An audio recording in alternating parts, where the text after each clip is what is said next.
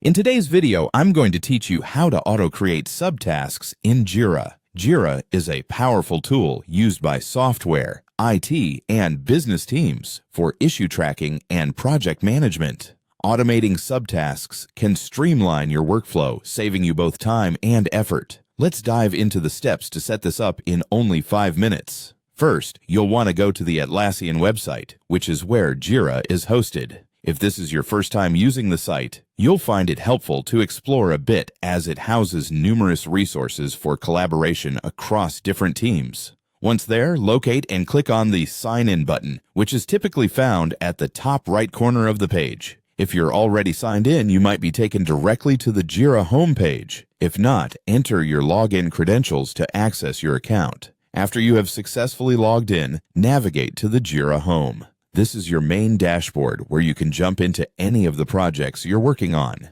Here, you'll have access to all the tools and options Jira provides for managing your tasks. From the Jira home, it's important to select the project you're focusing on. Projects in Jira serve as the main containers for tasks and subtasks, and they organize your workflow. Once you're in the project you're working on, look for the 3-dot icon, which typically suggests more options are available. By clicking on this, you'll uncover a list of settings and actions you can perform. Now, select Project Settings from the list. This is where you can modify and configure your project to suit your team's requirements. From Project Settings, the next destination is the Automation section. Automation in Jira allows you to create rules that will have Jira do the legwork for you, such as creating subtasks automatically whenever certain conditions are met. Simply press on Automation, and you will be led to a new set of options focused on setting rules.